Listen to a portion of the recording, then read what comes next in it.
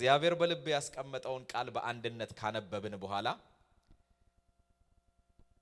እግዚአብሔር በመካከላችን ይህንን ቃል ይገልጥልናል።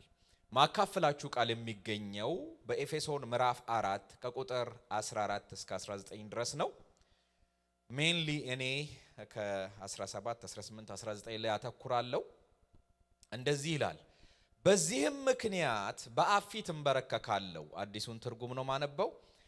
ከእርሱም በሰማይና በምድር ያለ ቤተሰብ ሁሉ ስያሜ ያገኛል። በውስጥ ሰውነታችሁ እንድትጠነክሩ ከክብሩ ባለጠግነት በመንፈሱ በኩል ኃይል እንዲሰጣችሁ እጸልያለሁ። ይኸውም በእምነት ክርስቶስ በልባችሁ እንዲያድር ነው። ደግሞም ስር ሰዳችሁ በፍቅር ታንጻችሁ የክርስቶስን ፍቅር ስፋቱን፣ ርዝመቱን፣ ከፍታውና ጥልቀቱ ምን ያህል እንደሆነ ከቅዱሳኑ ጋር የመገንዘብ ኃይልን እንድታገኙ ነው። እስከ እግዚአብሔር ሙላት ልክ ደርሳችሁ እንድትሞሉ ነው። ከመታወቅ በላይ የሆነውን የክርስቶስንም ፍቅር ታውቁ ዘንድ ነው ብሎ ይናገራል። እንጸልይ። ቸር አባት እግዚአብሔር ሆይ እናከብርሃለን። በእውነት ዛሬ በመካከላችን በምትልከው ቃል ሕይወታችንን የሚለውጥ አንድ እርምጃ ወደፊት እንድንራመድ የሚያደርገን የሚገፋ ኃይል ያለው እኛን የፈጠረ ዴስቲኒያችንንም የወሰነ በእውነት የመኖራችንም ዓላማ የሆነ ይሄ ቃል አንድ እርምጃ ወደፊት ስለሚያራምደን ስምን እጅግ አድርገን እንባርካለን። የምንኖርለትን ዓላማ አውቀን እግዚአብሔር ሆይ ለተጠራንለት ዓላማ የምንኖርበት አቅም ዛሬ ስለሚጨመርልን በጌታ በኢየሱስ ስም የተባረከ ይሆን። እግዚአብሔር የዘላለም አምላክ ሆይ በዋጋ ተገዝተን የራሳችሁ አይደላችሁም ተብለን ለራሳችን ብቻ ሆነን ከምናልፍበት የህይወት ዝቅጠት ለአንተ ብቻ የምንኖርበት የህይወት ከፍታ ውስጥ ስለምንገባ በጌታ በኢየሱስ ስም እናከብርሃለን። ዓለም ሁሉ ለራሱና በራሱ እየተካለበ ባለበት ይልቁንም እግዚአብሔር የለሽ ምድርን ሞልቶ ፈጽሞ አንተ የሌለህ እንኳን በሚመስልበት በዚህ ዘመን እኛ ግን አንተ አለህ፣ ለአንተ እንኖራለን፣ ከአንተም ጋር ለዘላለም እንከብራለን የምንልበትን ቦልድነስ ይዘን ስለምንወጣ በጌታ በኢየሱስ ስም እናከብርሃለን። ስለሰጠህን ጊዜ ስምህ የተባረከ ይሁን። ቀርቶ ያለውን ጊዜ በእጅ አደራ አሳልፈን እንሰጣለን። በጌታ በኢየሱስ ስም ጸለይኩ። በድሮ ትርጉም ይህ ቃል ሲናገር እንደዚህ ብሎ ይናገራል። ስለዚህም ምክንያት አባትነት ሁሉ ከሚሰየምበት ከአብ ፊት እንበረከካለሁ። በመንፈሱ በውስጥ ሰውነታችሁ እንድትጠነክሩ ክርስቶስም በኃይል በልባችሁ እንዲኖር እንደ ክብሩ ባለጠግነት መንፈስ መጠን ይስጣችሁ። የእናንተ ስርና መሰረት በፍቅር ይጸና ዘንድ ከቅዱሳኑ ሁሉ ጋር ደግሞ ከፍታውና ጥልቀቱ ስፋቱና ርዝመቱ ከመታወቅ የሚያልፈውን የክርስቶስን ፍቅር ለማወቅ ትበረቱ ዘንድ ደግሞም እስከ ክርስቶስ ፍጹም ሙላት እስከ እግዚአብሔር ፍጹም ሙላት ደርሳችሁ ትሞሉ ዘንድ ነው። ዘንድ እያለ የሚናገራቸውን ነገሮች በተለይ ሶስቱን ነገሮች ዛሬ ተነጋግረን በአጭሩ እንጨርሳለን። የኔ ባጭሩ ማለት ነው። እግዚአብሔርን እጅግ አድርገን ባርካለን። የመልእክቴ ርዕስ መጽሐፍ ለምትፈልጉ መንፈሳዊ ብስለት የሚል ወይም ስፒሪቹዋል ማቹሪቲ በሚል ርዕስ ከዚህ ውስጥ ቁጥር 17 ላይ ያለውን በውስጥ ሰውነታችሁ እንድትጠነክሩ የሚለውን ሐሳብ በውስጥ ሰውነት መጠንከር ወይም መንፈሳዊ ብስለት ስፒሪቹዋል ማቹሪቲ የሚል ነገር ላይ እግዚአብሔር በልቤ ያስቀመጠውን ነገር እናገራለሁ። መንፈሳዊ ብስለት እጅግ በጣም ወሳኝ የሆነና እኛ ኢቭን እዚህ የተቀመጥንበት ዋነኛ ዓላማ እንደሆነ በማስታወቅ ልጀምር እወዳለሁኝ። ለምን ቢባል ጌታን አንድ ሰው ካገኘ በኋላ በቃ እንደወደድኩን የወደድክበት ሂድ፣ እንደወደድክ ስራ፣ ብላ፣ ጠጣ፣ ውለድ፣ ክበድ አለቀ የሚባል ነገር የለም። እኔና እናንተ በተለይ እርግጠኛ ነኝ እዚህ ጋር ጌታን የማያውቅ ሰው በመካከላችን ስለሌለ ሁላችንም በእግዚአብሔር ቤት መኖር የቀጠልነው በውስጣችን እንደሚገባ እያደግን መተን የብስለት ደረጃ ላይ ደርሰን ከኛ የሚጠበቀውን ፍሬ እያፈራን ለትውልድ ሁሉ ምሳሌና በረከት ሆነን እንድናልፍ ነው። እውነት ነው አይደለም? ፈርስት ኦፍ ኦል የቤተ ክርስቲያን ሁለቱ ዋና ዓላማዎች ሰዎችን ከውጪ መጥራትና የመጡትን ደግሞ እንዲጸኑ ማድረግ ነው።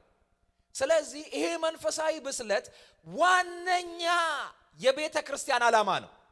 አንዳንድ ጊዜ ብዙ ሰዎች በአሜሪካው ሴቲንግ በተለይ መጥቶ ብዙ ሰው ቆሞ የሚቀበል የለም። ብዙ ሰው ማለት በጌታ የሆነ ሰው ይመጣል፣ አንድ ላይ እናገለግለዋለን፣ ባለበት ሁኔታ የሚበስልበትን ነገር እናደርጋለን። እዚህም ላይ ማተኮር መቻል አለብን። አሁን ቀደም ሲነገር ነበር አይደል? ወንጌልን ወጥተው እየመሰከሩ አንደኛው እሱ ነው። ለምን ቢባል ብዙ ጊዜ ቤተክርስቲያን ሁለት በር አላት ይባላል። እንደኛ በር ማለት ነው። በዛ የሚገባ አለ። የሚገባውን እየጠራን የገባውን ግን ማቆየት የምንችልበት የበሰለ ነገር ከሌለ፣ እውነትም የበሰለ የሚበላ ነገር ካልተገኘ የእውነት በጓሮ በር ደግሞ መውጣቱ አይቀርም። ስለዚህ ከውጪ ያለውን የምንጣራበት ያክል የጠራነው ደግሞ የሚበስልበት ደግሞ አካሄድን እግዚአብሔር አምላክ ከኔና ከናንተ ይፈልጋል፣ ከቤተ ክርስቲያን ይፈልጋል።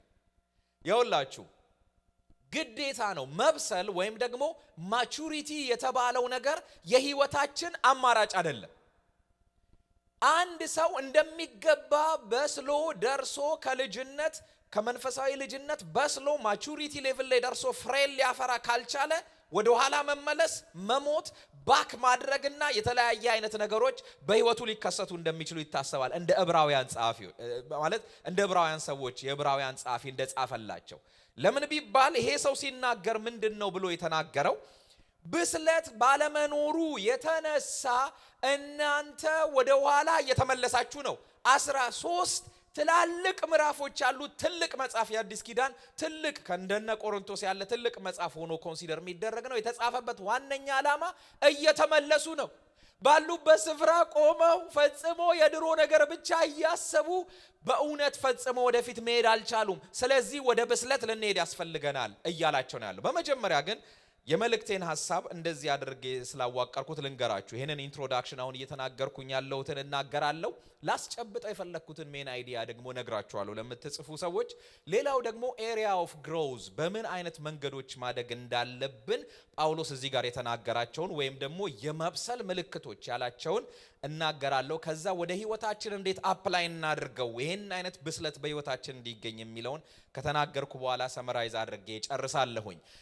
በመጀመሪያ የኤፌሶንን መጽሐፍ ስንመለከት ይሄ ክፍል የሚገኘው በሚያስገርም አይነት ሁኔታ ተደርጎላችኋል በሚልና አድርጉ በሚል መካከል የተንጠለጠለ ጸሎት ነው። ይሄ ጸሎት ጳውሎስ ከ1 እስከ 3 ድረስ እኔ አሁን እስካነበብኩላችሁ እስከ 3:17 ድረስ የትኛውም ቦታ አንድ እንኳን ቨርስ ይሄንን አድርጉ የሚል ነገር አታገኙ። ሙሉ ምዕራፎቹን ስትመለከቱ እንደዚህ ነው የሚሉት። ከዛ በኋላ ደግሞ ከ4 ጀምሮ እስከ ምዕራፍ 6 ድረስ ያለውን ስንመለከት አሁን ደግሞ ተደርጎላችኋል የሚል አታገኙም። እናንተ ደግሞ በዚህ ተመላለሱ አድርጉ የሚል ታገኛላችሁ። ለሁለት ስንከፍላቸው አንደኛው ቴዎሎጂካል ፋውንዴሽን ወይም ደግሞ የእምነት መሰረቶችን ሲናገር ከ1 እስከ 3 ያለው፣ ከ4 እስከ 6 ያለው ደግሞ ፕራክቲካል የሆነ አፕሊኬሽን ወይም ደግሞ የተግባር ህይወትን የሚያሳይ ነው። ይሄ ቴዎሎጂካል ፋውንዴሽኑን ሲያሳይ ገና ሲጀምር ለቅዱሳን ለሆኑ ይሄ መልእክት ካለ በኋላ በተባረክንበት አስደናቂ በረከት ይጀምራል። ከ4 እስከ 14 የሚያስደንቁ 7 በረከቶችን ፈጽሞ ፉል ስቶፕ እንኳን ሳያደርግ በሚያስገርም መገለጥ ጳውሎስ ጻፈላቸው። የግሪኩን መጽሐፍ ስትመለከቱ ፈጽሞ በአንድ ትንፋሽ የጻፈው ከ4 እስከ 14 ለኛ ከፋፍለው ሲያስቀምጡልን አስቀመጡት። 4 ነጥብ 2 ነጥብ እያረጉ አስቀመጡልን እንጂ አንድም ቦታ ፉል ስቶፕ የሌለው መደዳ በአንድ ትንፋሽ የጻፈው አስደናቂ በረከቶች ናቸው። 7 በረከቶች መረጠን አለን። አንደኛ፣ ሁለተኛ ልጆች አደረገን አለን። ሶስተኛ የበደል ስርየት አገኘን አለን። አራተኛ ጸጋውን በጥበብና በአእምሮ አበዛልን አለን። አምስተኛ ደግሞ የፈቃዱን ሚስጥር አስታወቀን አለን። ስድስተኛ ርስትን ተቀበልን አለን። ሰባተኛ የርስታችን መያዣ የሆነውን መንፈስ ቅዱስ ሰጠን አለን። እዚህ ስፍራ ላይ ከ4 እስከ 14 ስንመለከት፣ ቀጥሎ ግን ታደም በመዳናችሁ እየተደነቅኩኝ ነገር ግን መጸለይላችሁ ነገር አለ አለና የልቦናችሁ አይኖች እንዲበሩ ነው። ይህ ደግሞ ሲሆን የመጥራቱ ተስፋ ምን እንደሆነ የርስት ባለጠግነት ከሁሉ የሚበልጥ ያህሉ ታላቅነት ምን እንደሆነ እንድታውቁ ነው ብሎ ስለ ቤተ ክርስቲያን ክብር ተናግሮ ወደ ሁለተኛው ምዕራፍ ሲመጣ ኃጢአተኞች ነበራችሁ፣ በበደላችሁ ምክንያት ኃጢአተኞች ነበራችሁ፣ ነበረ የሆነውን እንደገና ደግሞ እንደዚህ ዓለም ልጆች ትመላለሱ ነበረ እንደገና በዚህ ዓለም ላይ ገዢ ለሆነው እንደርሱ ሐሳብ ሆናችሁ ትመላለሱ ነበር ነገር ግን እግዚአብሔር በምሕረቱ ባለጠጋ ስለሆነ ከወደደን ከትልቅ ፍቅሩ የተነሳ ከኢየሱስ ክርስቶስ ጋር ሕይወትን ሰጠን አለ ሃሌሉያ ይሄንን ብሎ ታዲያ አላቆመም እንዲህ ሕይወትን ሲሰጠን በጸጋ ድናችኋል ብሎ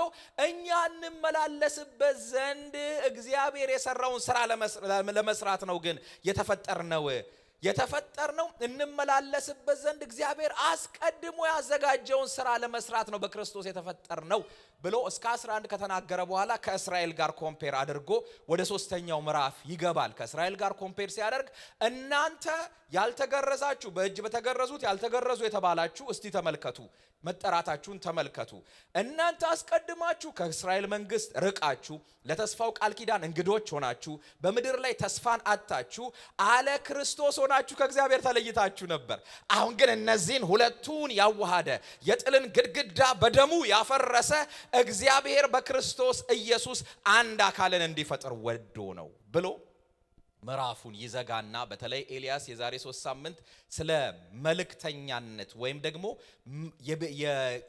የመንፈሱ ማደሪያ ቤተ መቅደስ ስለመሆን ነግሮናል በጣም የሚያስገርማችሁ ተከታታይ ሐሳብ መኖሩ ባለፈው ሳምንት ደግሞ ዛክ ተቀምጣችኋል ተሰጥቷችኋል የተቀመጣችሁበትን እወቁ የክብር ሕይወት ነው መቅደስ ሆነናል ከዛ ተቀምጠናል እኔ ደግሞ ዛሬ ስቀጥል ደግሞ በተቀመጥንበት በዛ ሕይወት የሚጠበቅብንን መንፈሳዊ ብስለት እናገራለሁ የእግዚአብሔር ስም የተባረከ ይሁን አልተነጋገርንም ግን በጣም የሚገርም እንደውም ዛክ ባለፈው ኤፌሶን ምዕራፍ 2 ሲል እኔ ኦሬዲ ይሄንን ተዘጋጅቼበት ስለነበር ወይ 3ን እንዳይነካ ደግሞ እያልኩኝ ነው የሰማሁት ራሱ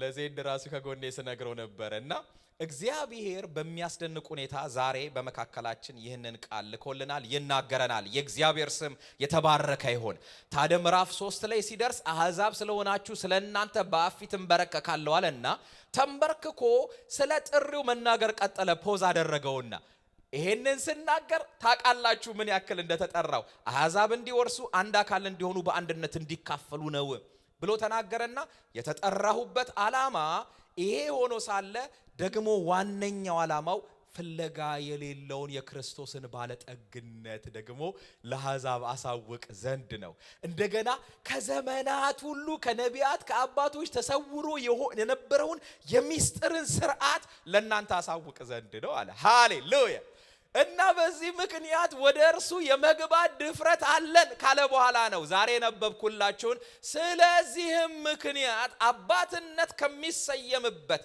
ከአፊት እንበረከካለሁ በመንፈሱ በውስጥ ሰውነታችሁ እንድትጠነክሩ እስቲ የውስጥ ሰውነት በሉ እስቲ ሃሌሉያ በመንፈሱ በውስጥ ሰውነታችሁ እንድትጠነክሩ ክርስቶስም በእምነት በልባችሁ እንዲኖር እንደ ክብሩ ባለጠግነት መጠን ይስጣችሁ የኔ ልመና የሚያስደንቅ አይነት ብዙ ጉድለት ባለበት በእስር ቤት ሆኜ ሳለ በእስር ቤት እንዳለ እናውቃለን በ3:1 ላይ በአሕዛብ ስለሆናችሁ ስለእናንተ በጌታ እስር የሆንኩ ይላል 4:1 ላይ እንደገና ደግሞ በእስር የሆንኩ እኔ በተጠራችሁበት መጠራታችሁ ይላል 6:20 ላይ ደግሞ በሰንሰለት እስረኛ የሆንኩ ወንጌልን በሚገባ እንዳሳውቅ ይላል በእስር ሆኖ እንደጻፈው የሚያመለክቱ ናቸው ታዲያ በመንፈሱ በውስጥ ሰውነታችሁ እንድትጠነክሩ የሚለው እኔ መንፈሳዊ ብስለት የውስጥ ሰውነት ምንድነው መንፈሳዊ ማንነት ነው አይደል የውስጥ ሰውነት ብስለት ነው የጳውሎስ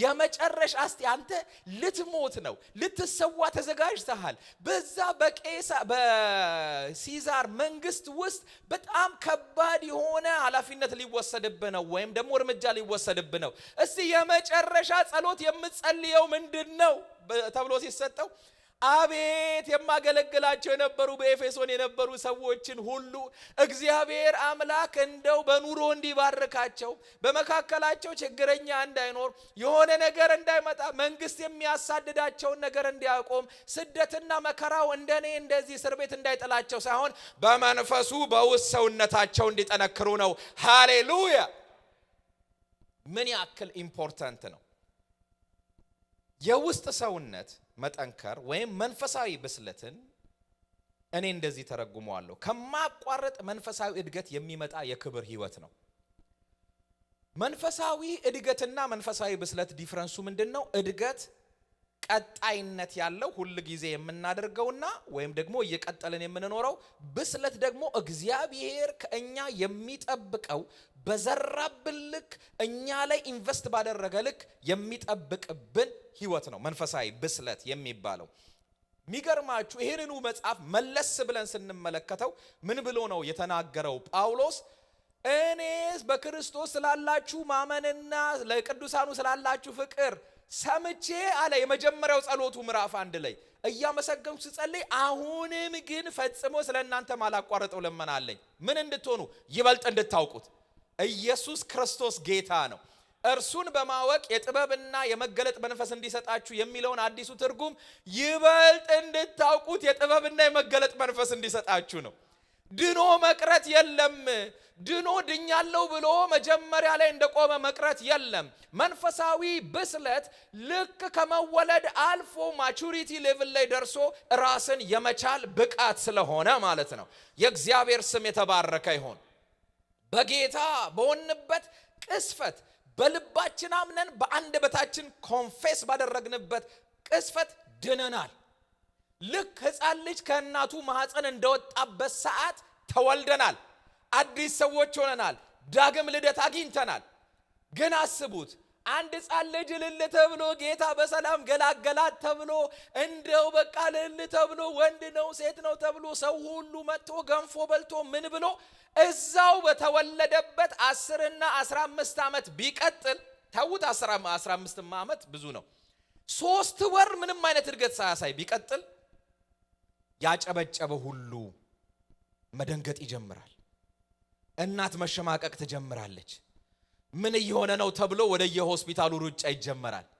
መንፈሳዊ አካል ግን ስለማይታይ 15 ዓመት እንደተወለድን ቆመን ብንቀር ማንም ማያውቀው። ጥሩ ስፒሪቹዋል ጃርገንሶች፣ ቴክኒካል ጃርገንሶች እንዳሉ ክብርህን ጌታ ሆይ ምናምን የሚል ነገር ይለመድና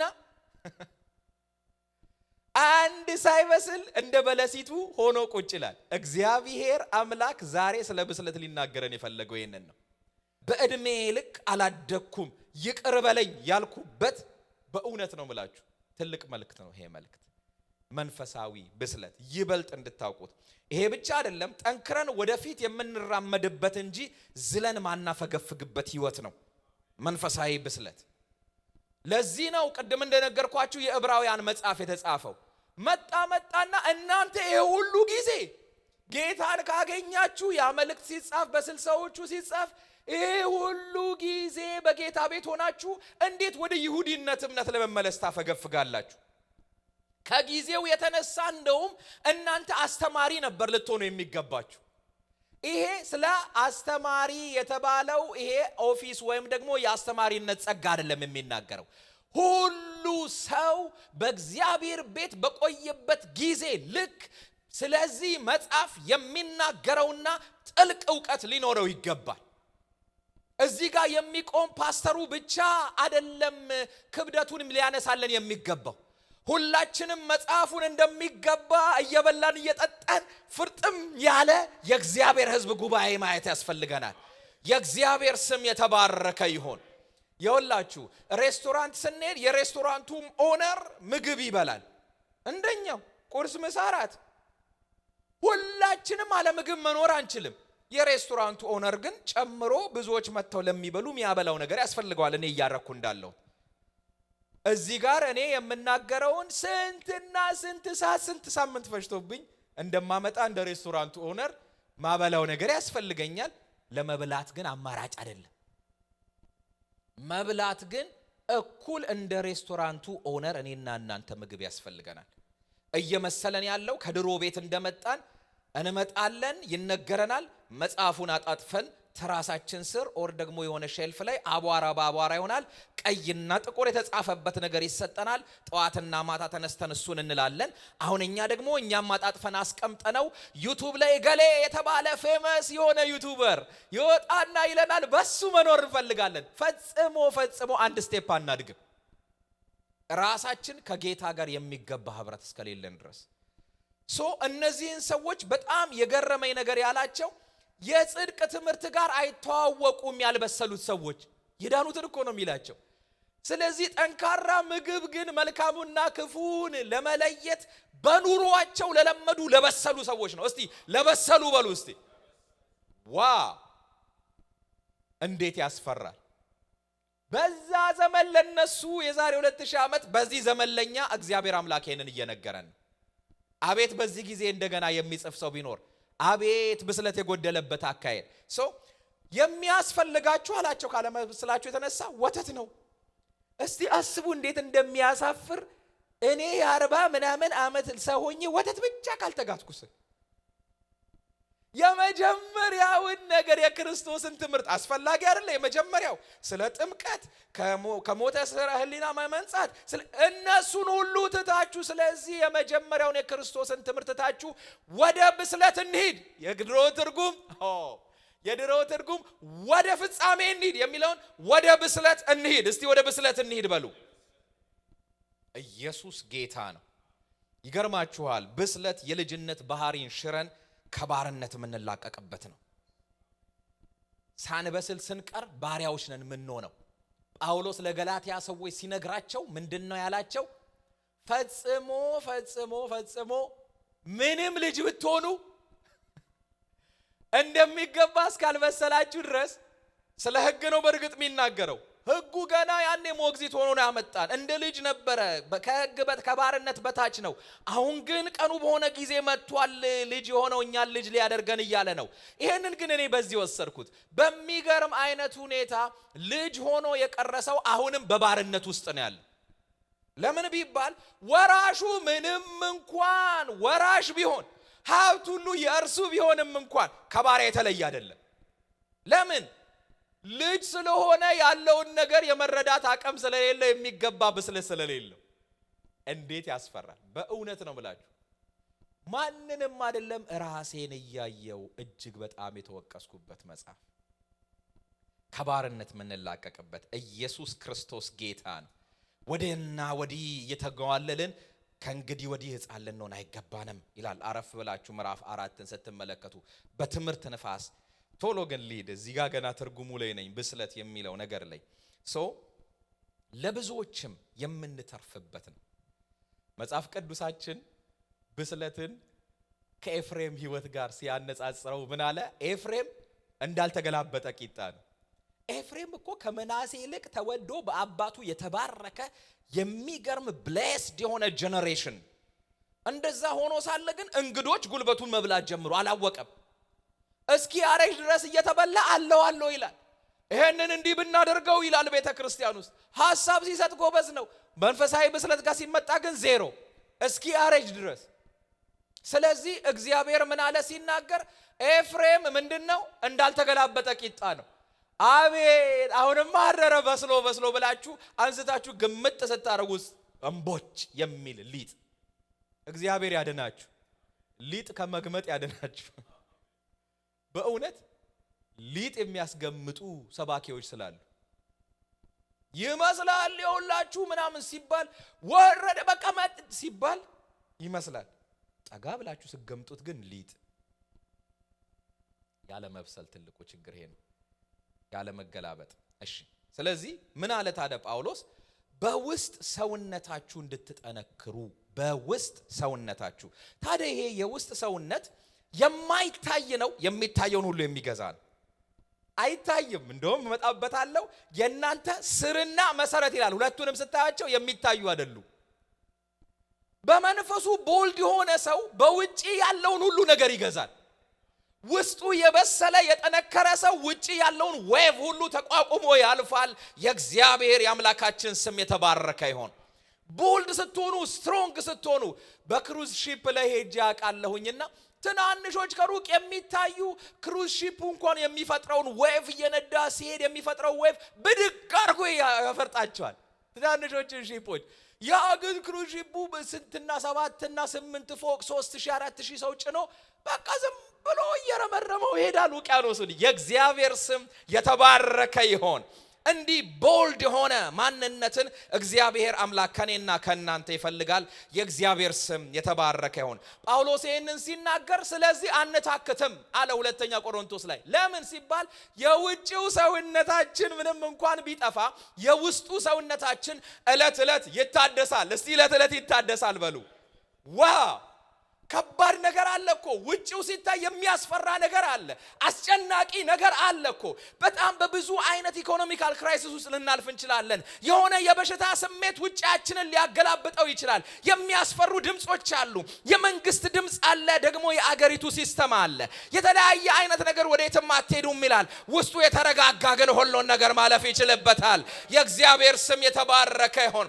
ቢጠፋ እንኳን አይጠፋም ብቻ አይደለም ቢጠፋ እንኳን ይሄ ግን ዕለት ዕለት ይታደሳል። የእግዚአብሔር ስም የተባረከ ይሁን። ፈሪ ያደረገን ነው። ልትጠፋ ነው እያለ እያስነ ቢጠፋም እንኳን የውስጥ ሰውነታችን የሆነ ነገር በስጋ ሊጎድል ይችላል። በመንፈስ ግን እየከበርኩ ነው መቀጥለው። በመንፈሳዊ ነገር ስበስን የእግዚአብሔር ስም የተባረከ ይሁን። ለዚህ ነው ጳውሎስን እንደዚህ ይሉት ነበረ። መልእክቶቹ ከባድና ኃይለኛ ናቸው። ከውስጥ ነው የሚወጣው። ሰውነቱ ግን ሲታይ ደካማ ነው። ንግግሩም የተናቀ ነው። ይኸውላችሁ እስቲ መልእክቶቹና ንግግሮቹ የሚለውን አስተያያቸው። ንግግሮቹ እኮ ስቲል የተናቁ ናቸው። ለምን ቢባል ሶፊስቲኬትድ በሆነ ኦርኬስትሬትድ በሆነ ሁኔታ አይናገርም። ያውላችሁ የምነግራችሁ ኖ የለም። መንፈሳዊ ለማድረግ የሆነ ነገር ዴኮሬት ማድረግ የለም ጳውሎስ ጋር። መልእክቱ ግን ከባድ ነበረ። ከውስጥ የሚወጣው ነገር ከባድ ነው። የበሰለ ስለሆነ ሰውነቱ ደካማ ነው። ኦ ሃሌሉያ! ገንዘብ ሊመጣ ሊሄድ ይችላል። ጤና ሊመጣ ሊሄድ ይችላል። ውስጥሽን ግን አታስነኪ። ውስጥህን ግን አታስነካ። የእግዚአብሔር ስም የተባረከ ይሁን። ስለ ካሌብም እንደዛ አይደል የተባለው? ካሌብ ሲታይ እኮ 45 ዓመት በነበረ ጊዜ የተነገረው ቃል አሁንም ለሱ ትኩስ ነው። ኢየሱስ ክርስቶስ ጌታ ነው። እየታደሰ ስለነበረ ዕለት ዕለት እሱ ጋር ሲመጣ ኦ ሃሌሉያ! ሕዝቡ ሁሉ በምድረ በዳ ሲሄድ አቧራውን አራግፎ ቀኑ ሲመጣ ተነሳ። አራገፈና አቧራውን ሽማግሌ ሆነ። ፊዚካሊ ሲታይ እያለ እየሄደ ነው።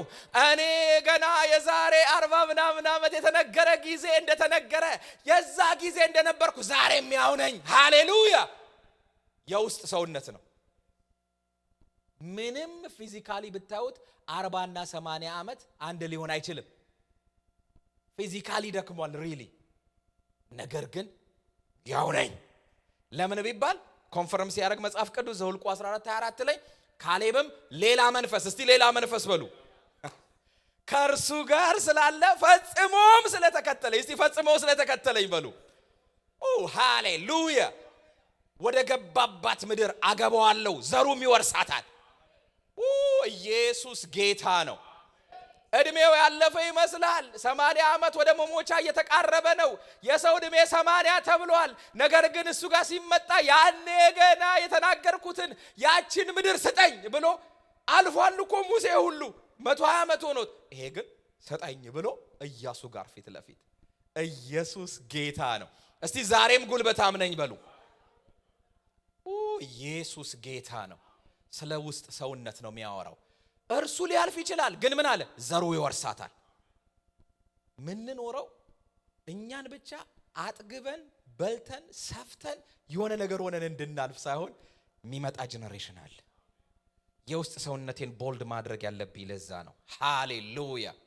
ጳውሎስንም እግዚአብሔር ሲነግረው እባክህ ከኔ ውሰድልኝ ብሎ 3 ጊዜ ቢለምን መጣና ኃይሌ በድካም ይገለጣል፣ ጸጋዬ ይበቃል።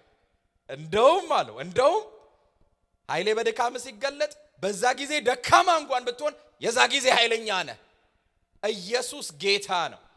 ኃይለኛ የሚያደርግ የእግዚአብሔር መንፈስ። ኦኬ፣ ወደ ኦሪጂናሉ ቴክስቴ ልምጣ። ታዲያ ብስለት ይሄ ከሆነ እስካሁን የነገርኳችሁ ከሆነ እነዚህን ምልክቶች ጳውሎስ ተናገረ። እውነተኛ ብስለት ስትበስሉ ስጸልይላችሁ የሚሆን አንድ ነገር አለ። የናንተ ስርና መሰረት በፍቅር ይጸናል ከማለቱ በፊት ክርስቶስ በልባችሁ በእምነት እንዲኖር። ሪሊ እንዴ? የለም እንዴ? ክርስቶስ የለም እንዴ? ማደሪያ ናችሁ ተብሎ ተነግሮን የለ እንዴ?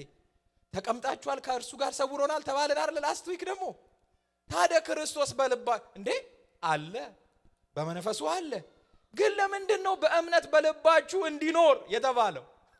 ቀደም እንደነገርኳችሁ ካወቅ ነው በላይ እንድናቅ ምንድን ነው የሚለው?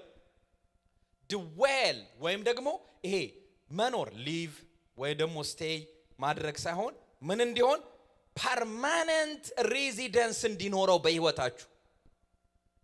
ሁለት የግሪክ ቃሎችን ኬቶኪዮ የሚል ኬቶና ኪዮ የሚሉ ሁለት የግሪክ ቃሎችን ነው ድዌል የሚለው ቃል የሚይዘው። ምን የሚል ትርጉም አላቸው? ሴትል ዳውን አት ሆም ማለት ነው።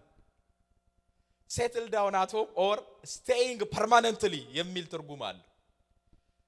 ክርስቶስ በቤታችን እንዴት ነው? በእኔና በእናንተ ቤት ድነንበታል፣ ያድነኛል ብለናል፣ ብዙ ነገር ብለናል። ነገር ግን እንዴት ነው በቤታችን? እንደ እንግዳ አንድ የሆነች ቤዝመንት ክፍል ተሰጥቶት በዛ ስፍራ እንደዚህ ይኖራል? አዎ ይኖራል። የሚገርማችሁ ከመዳን እስካላፈገፈግን ይኖራል።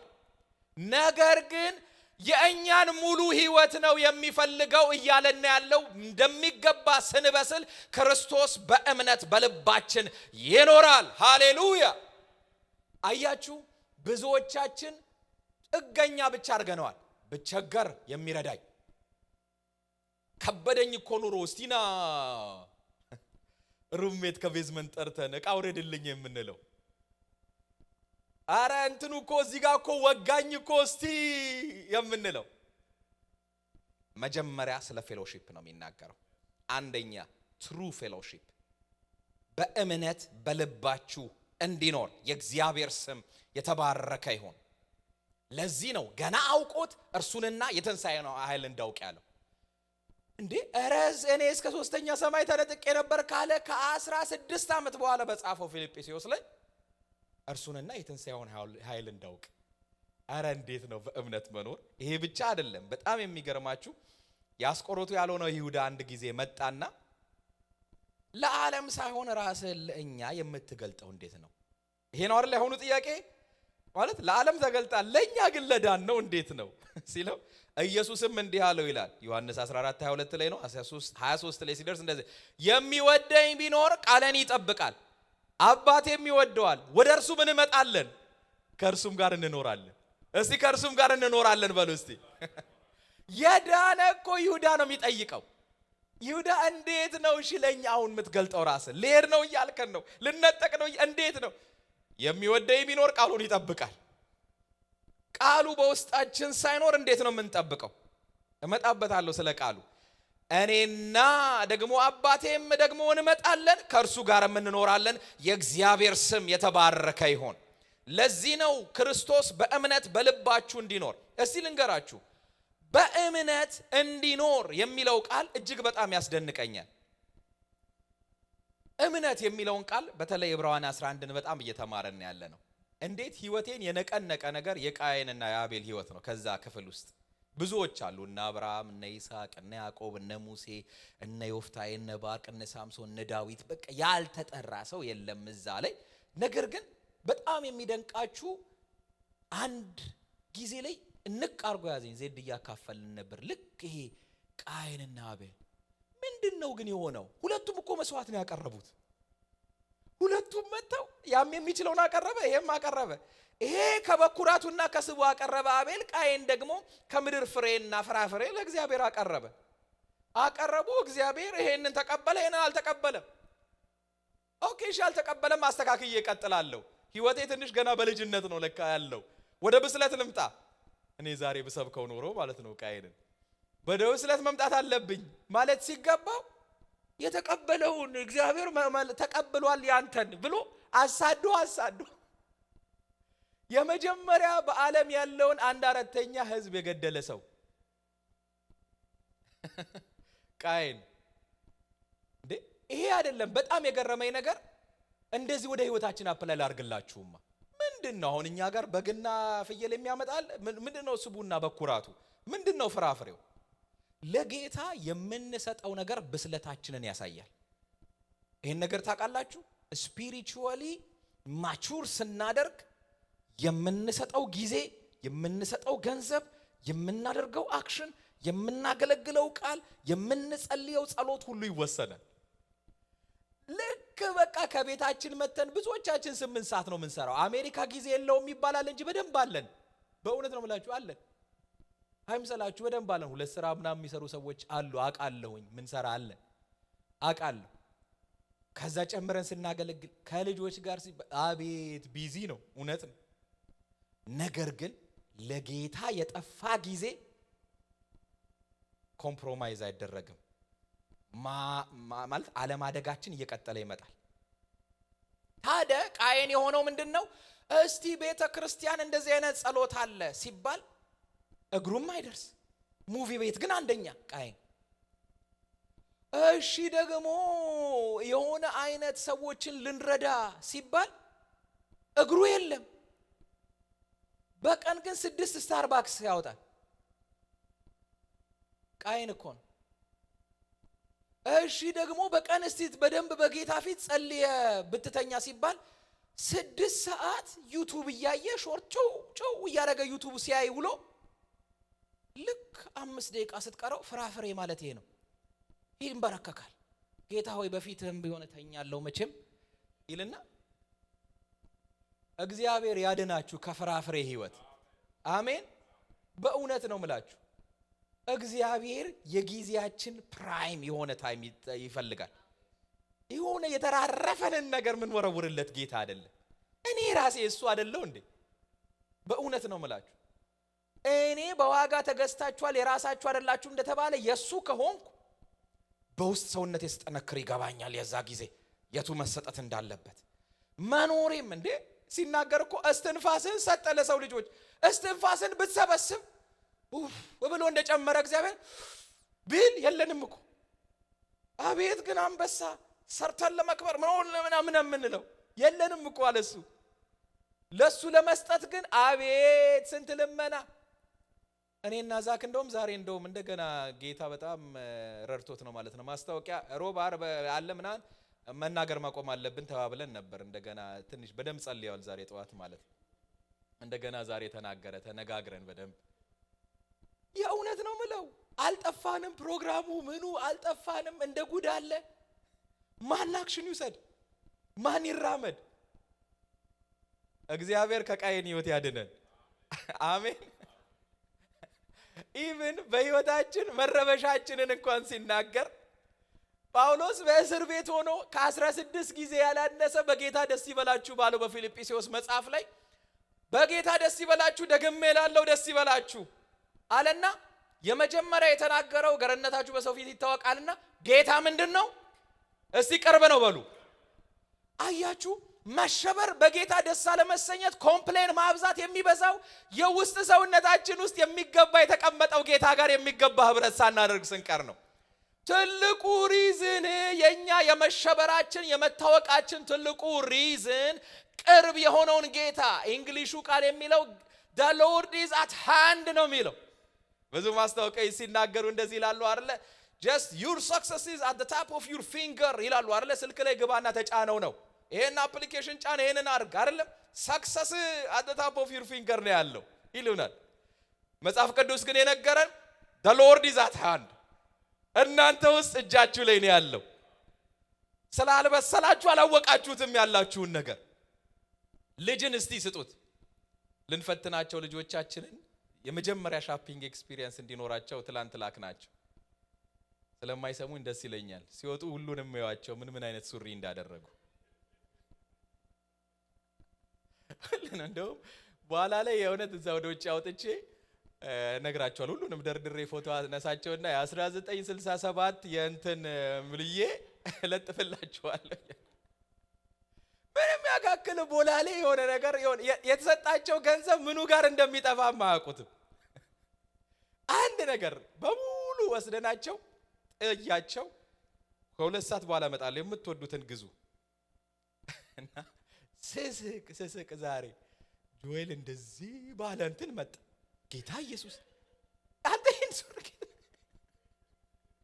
ከጸሎት አይኔ ነው ምንድነው ብዬ አሁን ከየት ነው ያመጣው? አንተ ትናንት የገዛሁት ሪሊ ያለንን ነገር ፈጽሞ አናቀው።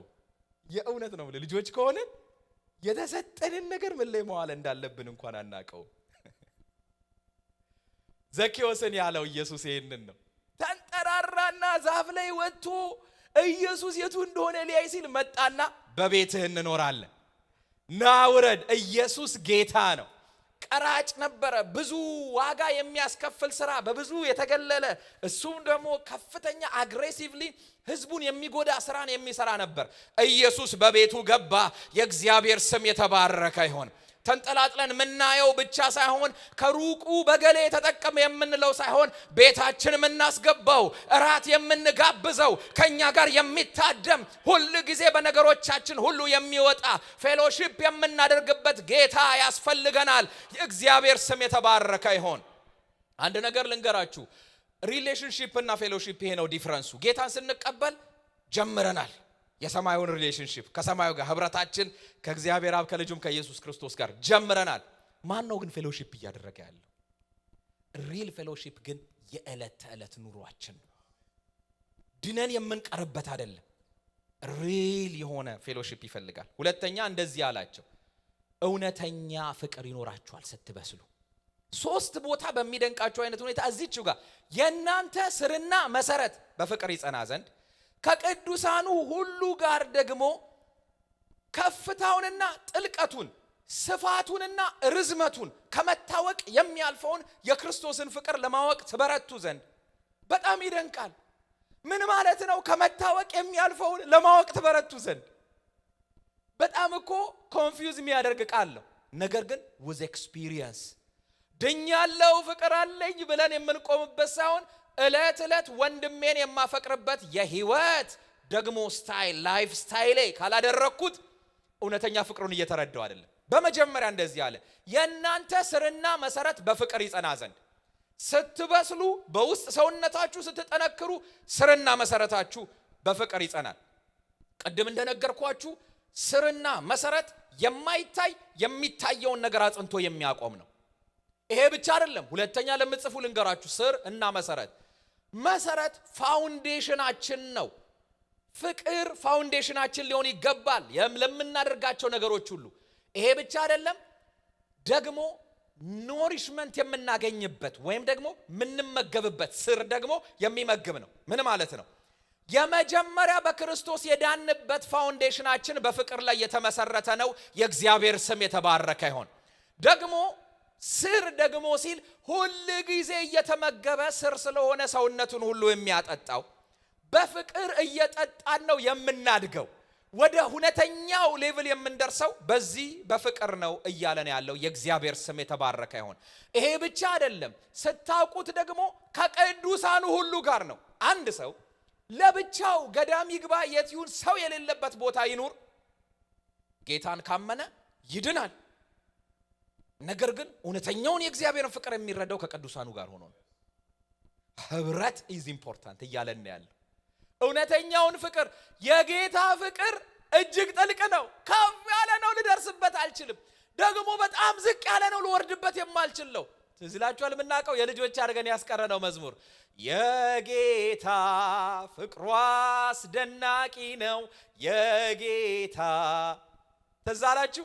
በጣም ከፍ ያለ ልደርስበት የማልችል፣ በጣም ዝቅ ያለ ልወርድበት የማልችል፣ በጣም ሰፊ ነው ላመልጥበት የማልችል የጌታ ፍቅር። ሃሌሉያ! ኢየሱስ ጌታ ነው። ከመታወቅ ያልፋል። ርዝመቱን ይዩት አይደረስበት፣ ጥልቀቱን ብታዩት አይደረስበት፣ ስፋቱ ረዝመቱ አይደረስበትም። ፈጽሞ ጫፍ የሌለው እስከዚህ ነው የማይባል የክርስቶስ ፍቅር የህይወታችን መሰረት ሊሆን ይገባል። የክርስቶስ ፍቅር የህይወታችን መሰረት። ከዛስ ከቅዱሳኑ ጋር ደግሞ ነው እንደሚገባ ምናቀው። ከመታወቅ የሚያልፈውን ለማወቅ እንድትበረቱ የሚለው ለዚህ ነው። ፐርሰናሊ ኤክስፒሪየንስ ልታደርጉት ይገባል። ከጽሁፉ ያለፈ ልታደርጉት ይገባል። ለዚህ ነው ይሄንኑ መጽሐፍ የጻፈልን ጳውሎስ በአንደኛ ቆሮንቶስ ምዕራፍ 13 ላይ ስለ ፍቅር ሲናገር በመጀመሪያ ምን አለ? በመላእክት ልሳን ብናገር እንዴት ይገርማል አለ። ልሳን የሚገርማችሁ የመላእክት የሚባል ልሳን ብናገር ነገር ግን ፍቅር ከሌለኝ እንደሚጮህ ናስ የሚጮህ ናስ ጎንግ ይባላል። የሆነ በጣም የሆነ ሲምባል ኦር ጎንግ እንደሚጮህ ናስ እንደሚንሸዋሸው ጽናጽል ሲምባል ነው። እዚህ ጋር የምታዩት ኮሽ ሲምባል ኮሽ ሻራባራራራ እያልኩኝ እኮ ነው። ዝም ብለህ ሲምባል እያለዳል ፍቅር ከሌለ ጎንግ ደግሞ ታውቃላችሁ ቻይኒዞች የሚያደርጉት ትልቅ የከብትር የሚያክል ይመጡና ከተማ ሁሉ ነው የሚጠሩበት። አንዳንድ ጎም ሲያደርጉት በትልቅ ነገር አይታችኋል። ዳት ናስ ማለት እንደሚጮህ ናስ ነው።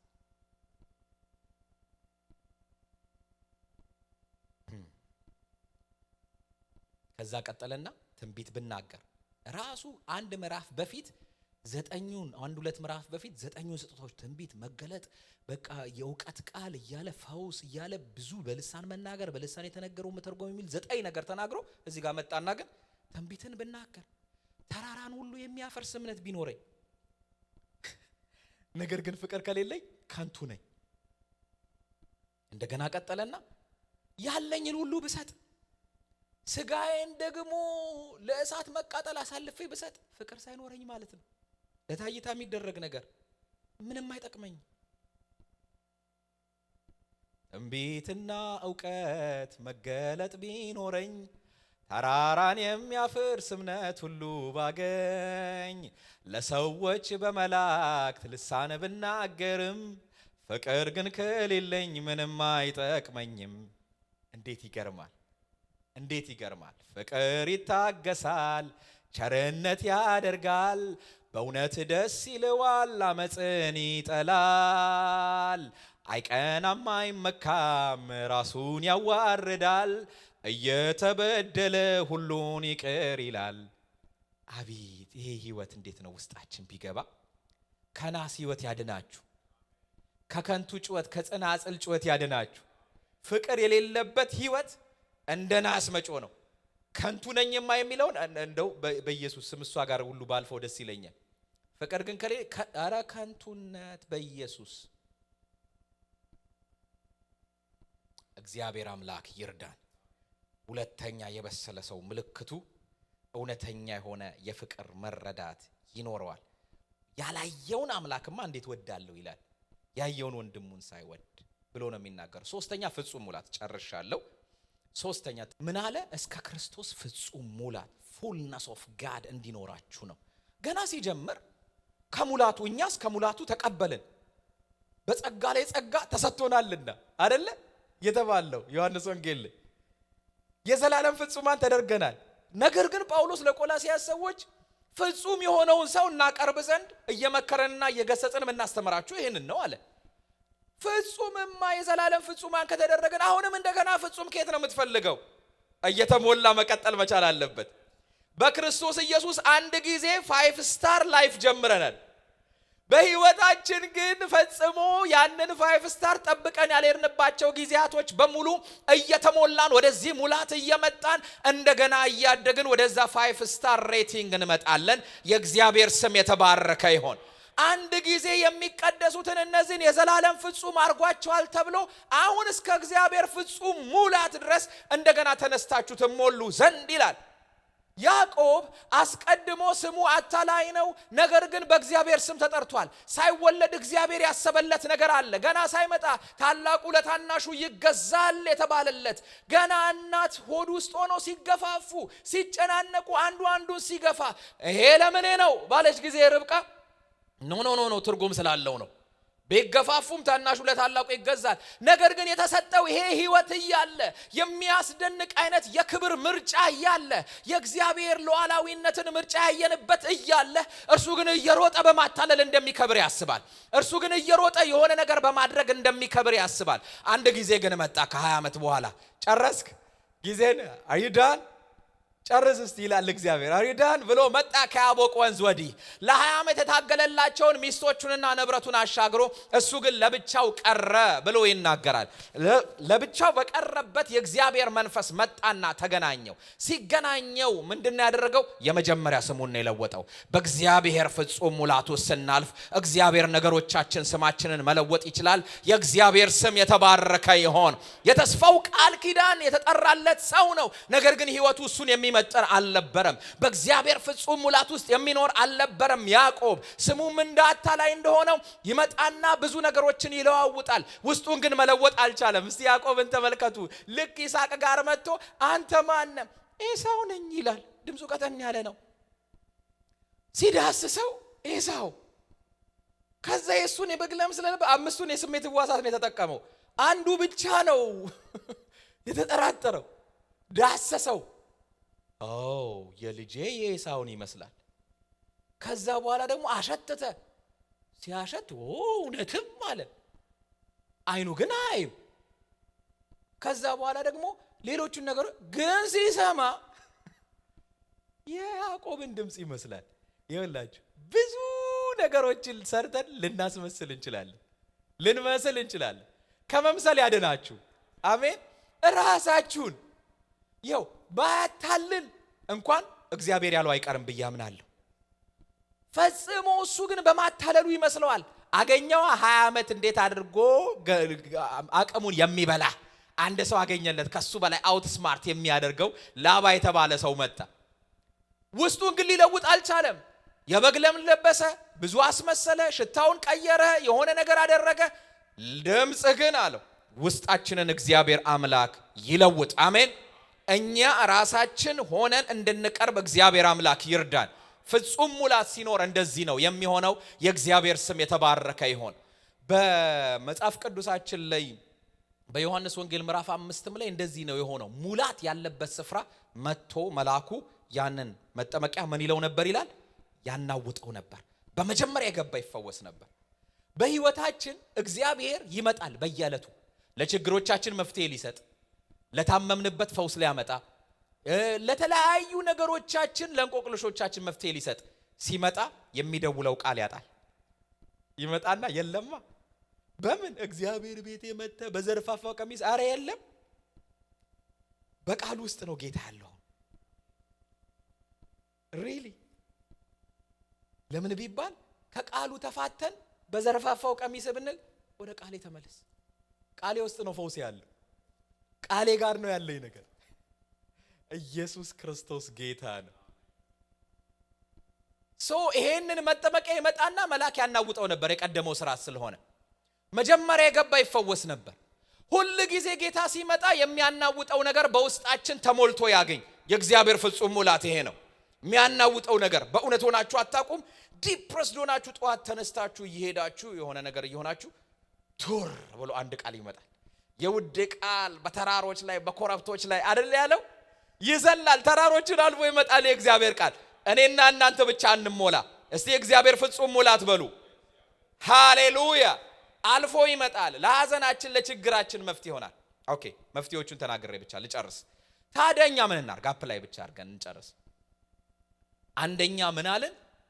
የኛ ህይወት በፍቅር ይጸናል አለን። ከዛ በፊት ደግሞ በእምነት ክርስቶስ ይኖራል አለን በበሰለው ሰው። በሶስተኛነት ደግሞ አሁን የተናገርኩት ወደ እግዚአብሔር ፍጹም ሙላት እንደርሳለን አለን።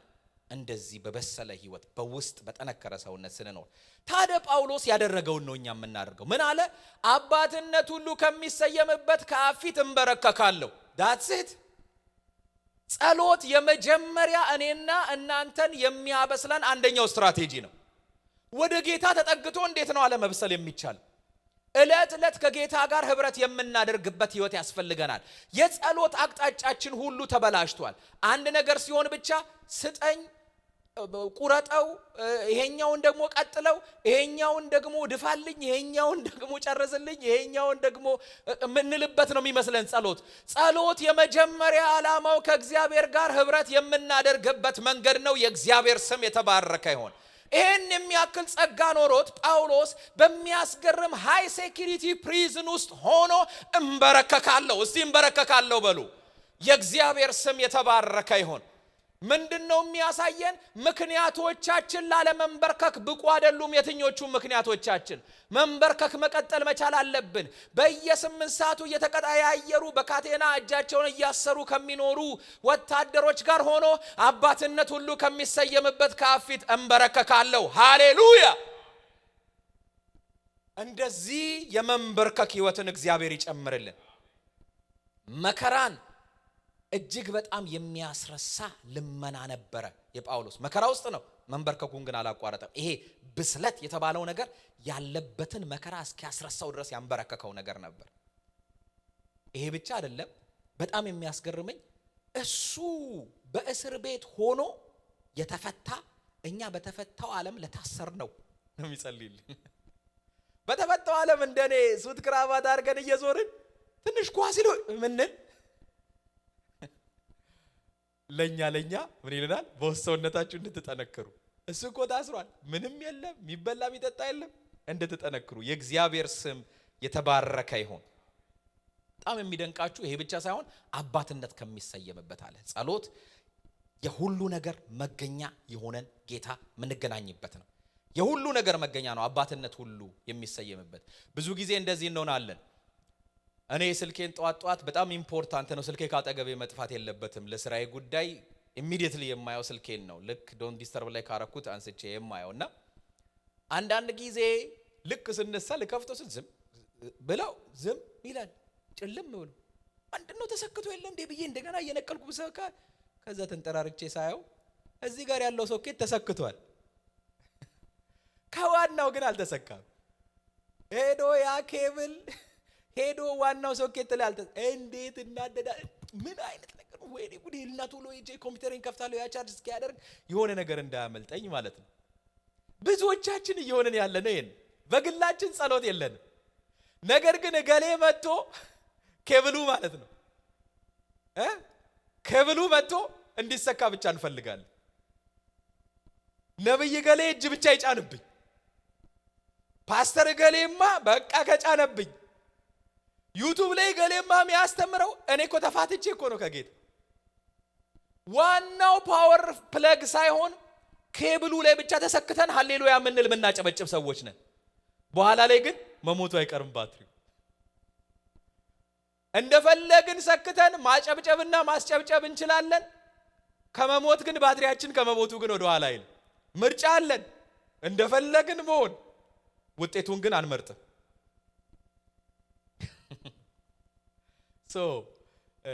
ቶሎ ሊድ ስለጨረሰ ሰዓቴ በጣም ስለሄደብኝ ማለት ነው። ሁለተኛ በህብረት ነው። አሁን ለጨረሰው ብዙ እዚህ ጋር ነበረኝ ፖይንት። በህብረት እንደነገረን ከቅዱሳኑ ሁሉ ጋር ቀደም እንደተናገርኩት። ሶስተኛ በእግዚአብሔር ቃል የሚገርም ቃል ይናገራል። አንደኛ ጴጥሮስ ምዕራፍ 2 ቁጥር 1 ላይ እንግዲህ ክፋትን ሁሉ፣ ማታለልን፣ ተንኮልን፣ ግብዝነትን፣ ቅናትን ሁሉ አስወግዳችሁ፣ ሐሜትን ሁሉ አስወግዳችሁ ለመዳን በእርሱ እንድታድጉ ነው የሚለው የድሮ ትርጉም። አዲሱ ትርጉም ግን በድነታችሁ እንድታድጉ። እስቲ በድነታችሁ እንድታድጉ በሉ እስቲ። ዋው! አያችሁ፣ ድነት ምንድነው? መወለድ ነው ማለት ነው። በድነታችሁ እንድታድጉ አዲስ እንደተወለዱ ልጆች ተንኮል የሌለበትን የቃሉን ወተት ተመኙ። እስቲ የቃሉን ወተት ተመኙ በሉ እስቲ። አቤት! መዳን ካስፈለገ ይሄንን ምግብ መብላት ግዴታ ነው። አለመብላት እንችላለን፣ ካልበላን ግን ሞት አይቀርም። ቅድም እንዳልኩት ምርጫ አለን፣ ውጤቱን ግን ማለት መምረጥ ግን አንችልም። ሰመራይዝ አድርጌ ልጨርስ። አንደኛ በውስጥ ሰውነታችን ስንጠነክር ክርስቶስ በእምነት በልባችን ይኖራል። ይሄ ደግሞ ከክርስቶስ ጋር ያለንን ፌሎሺፕ ነው የሚያሳየን። ሁለተኛ ፍቅርን ነው የነገረን። ስርና መሰረታችሁ ከእግዚአብሔር አብ ጋር ያለን ፍቅር፣ ከወንድሞች ጋርም የጎንዮሽ ያለን ፍቅር ይጨምራል በጠነከረ ህይወት ስንኖር። ሶስተኛ ወደ እግዚአብሔር ፍጹም ሙላት እንደርሳለን። የእግዚአብሔር ስም የተባረከ ይሁን። ታዲያ ምን እናድርግ? በጸሎት በእግዚአብሔር ፊት ሁሉ ጊዜ እንገኝ፣ መሰዊያችንን አናፈርስ። ሁለተኛ ህብረት ማድረግ አናቋርጥ። ብዙ ሰዎች ችግራቸው 24 ሰዓት የሚጸልዩ ገና እህታቸው ጠጋ ስትል ግን እንዴት በቃ እንደ ሾህ የሚዋጉ ሰዎች አሉ። ያድናችሁ ከእንደዚህ አይነት አሜን። የእውነት ነው ብዙ ስላጋጠመኝ ማለት ነው።